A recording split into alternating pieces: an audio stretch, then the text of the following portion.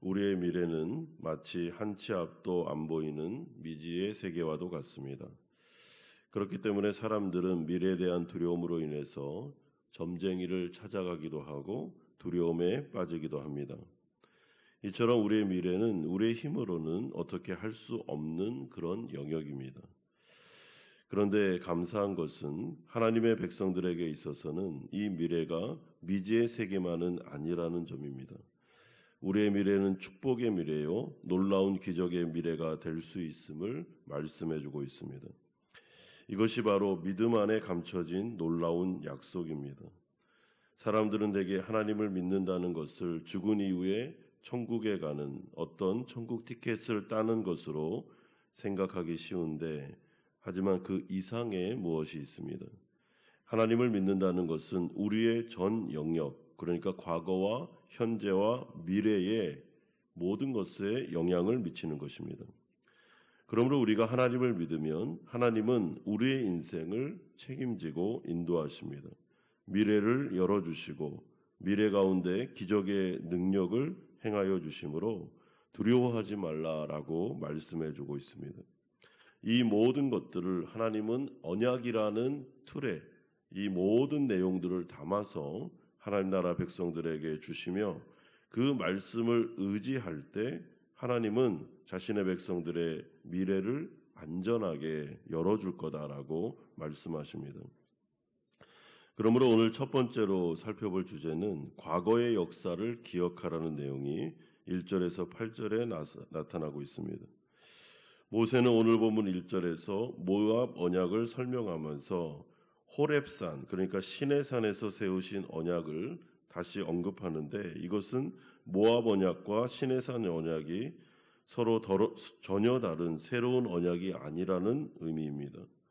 즉 모압 언약은 시내산 언약과 연속성을 갖고 있습니다. 그리고 하나님을 믿는 믿음, 여호와의 신앙의 핵심이 바로 이 언약에 있음을 강조하고 있습니다. 이것은 우리가 귀담아 들어야 될 아주 중요한 핵심 내용입니다. 기독교 신앙에 있어 가장 중요한 것이 무엇인가 하면 하나님과 우리가 세운 언약의 말씀입니다. 신명기 전체의 주제가 바로 이 언약의 말씀에 철저히 순종하면 복을 받고 그렇지 않으면 저주를 받는다는 내용으로 되어 있고, 모세는 오늘 이것을 다시 한번 강조해주고 있습니다. 그러면서 모세는 과거 이스라엘 백성들의 조상들의 삶을 되돌아보라고 권면합니다. 2절에서 8절까지는 출애굽 때부터 요당 돈평 땅 분배까지 역사를 간략하게 요약합니다. 여호와 하나님께서 너희들의 조상들, 너희들을 위해서 어떤 일을 행하셨는지를 기억하라. 강조되는 것이 바로 2절 하반절 보시면 여호와께서 그의 온 땅에 행하신 모든 일을 너희가 보았거니와, 3절에도 곧 그 큰 시험과 이적과 큰 기사를 내 눈으로 보았느니라. 엄청난 여호와의 능력과 기사를 그들이 다 보지 않았느냐라고 반문합니다. 그렇다면 그 놀라운 역사가 들려주는 위대한 교훈이 무엇인가? 여러분, 그것은 하나님이 광야 40년 동안 이스라엘 백성들을 안전하게 인도하셨다는 것이죠. 5절에 보면 너희 몸에 옷이 낡지 아니하였고 너희 발의 신이 헤어지지 아니하였다라고 말하고 있습니다. 아주 놀라운 말씀입니다. 여호와 하나님은 이스라엘 백성들을 위기에서 구출했고 헤스본 왕과 시온과 바산 왕 옥으로부터 위험으로부터 직접 싸우셔서 이들을 구원하셨습니다. 그리고 약속대로 요단 동평 땅 루벤과 갓과 므낫세 반 지파에게 기업을 주신 분도 하나님이십니다. 그러면서 이 모든 과거의 역사, 놀라운 기적의 역사를 기억하라라고 권면합니다. 그렇다면 하나님은 왜 이런 일을 행하셨습니까? 그 핵심의 교훈이 6절 하반절에 나오는데, 주는 너희의 하나님 여호와의 신지를 알게 하려 하셨기 때문입니다. 하나님께서 우리 하나님이시기 때문에, 하나님께서 언약 백성들을 지키시는 분이시기 때문에 모든 기적을 통하여 이들의 삶을 인도하셨고 과거, 현재, 미래를 책임져 주고 계시다라고 말씀합니다. 그러므로 시내산에서 세우신 이 언약이나 아니면 모압 땅에서 세운 언약의 핵심은 하나님 나라 백성들, 우리는 언약 백성이라는 것이고, 그러므로 하나님은 우리를 절대로 포기하지 않으시며 우리의 현재의 삶과 미래의 삶을 책임져 주시고 광야 40년 동안 눈동자와 같이 지켜주셨던 것처럼 우리에게도 동일한 은혜를 주실 것이다 라고 말씀합니다. 여러분, 그렇기 때문에 우리의 인생을 이렇게 쫙 돌아볼 때 이스라엘 백성들이 출애굽한 다음에 광야 40년을 보내죠. 이 40년의 삶을 잘 눈여겨보시면 이게 바로 시청각 교육입니다. 우리의 인생이 여기에 포함되어 있습니다. 그러므로 이스라엘 백성들이 광야 40년 동안 못 체험했던 하나님의 놀라운 사랑과 은혜와 그리고 인도하심, 역사하심, 하나님께서 친히 싸우시는 그 모든 것들은 우리가 이 광야 40년의 그 기록을 보면서 우리에게도 동일하게 이런 은혜가 나타나겠구나라고 보시면 되는 것입니다. 그러므로 과거를 기억하는 것은 너무나도 중요하고 그 과거를 기록한 성경 말씀을 기억하는 것 역시 너무나도 소중합니다. 여러분, 이스라엘 백성들에게 일어났던 모든 과거의 역사는 우리에게 반복적으로 일어날 수 있습니다. 그리고 우리가 체험했던 과거의 체험 역시 기억할 필요가 있는데 과거에 주신 은혜는 현재와 미래에도 동일하게, 아니 더 크게 나타날 수 있기 때문에 그렇습니다. 그러므로 이제 과거를 기억하라라고 말한 이후에 모세는 모압 언약에 이스라엘 백성들을 참여하라라고 명령하는 내용이 10절에서 13절에 나옵니다. 여러분, 모세가 이스라엘 백성들과 모압 언약을 갱신하고 그 다음에 이들을 참여시킨다라는 것은 이 언약이 그냥 글로만 쓰여진 것이 아니고 이 언약 안으로 들어올 때 하나님께서는 친히 이들의 하나님이 되어주셔서 이 언약을 지키시며 그러므로 이들을 보호하시고 살 길을 열어주실 것이다 라는 내용이 포함되는 것입니다.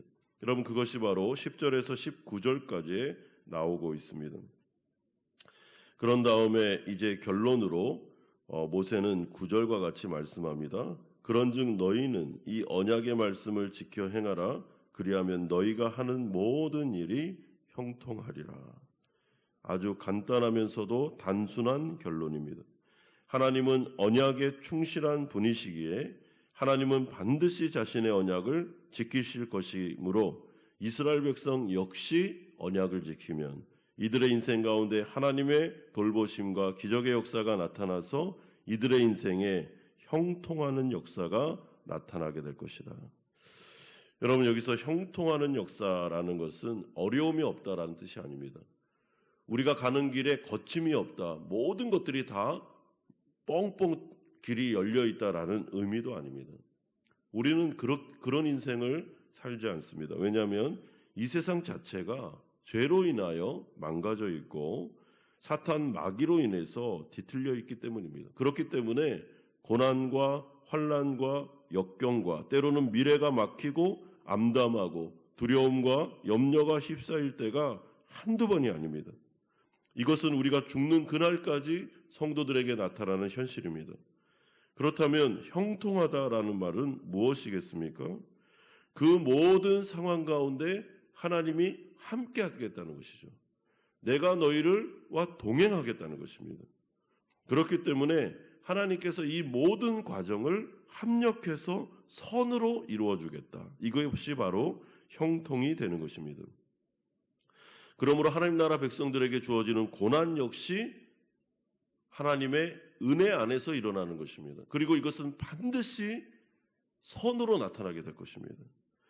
그러므로 성도들이 하나님의 형통하심의 약속을 믿을진데 우리에게 고난이 오든 길이 열리든 아니면 앞이 깜깜하든 미래가 닫혀있든 아니면 미래가 잘 열리든 상관없이 우리의 머릿속에는 항상 모든 것은 선하게 끝날 것이다.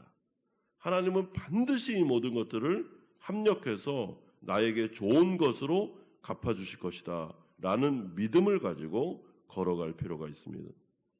왜냐하면 하나님 아버지는 악한 아버지와 다르게 우리에게 가장 좋은 것을 주기를 원하시는 분이시기 때문입니다. 그러므로 이 신명기의 말씀은 이스라엘 백성들에게 저주의 말씀을 막 쏟아붓는 게 아닙니다. 여러분, 율법주의적인 신앙을 쏟아붓는 것도 아닙니다. 너희들 이렇게 못하면 내가 가만 안 둘 거야? 이런 말이 아닙니다.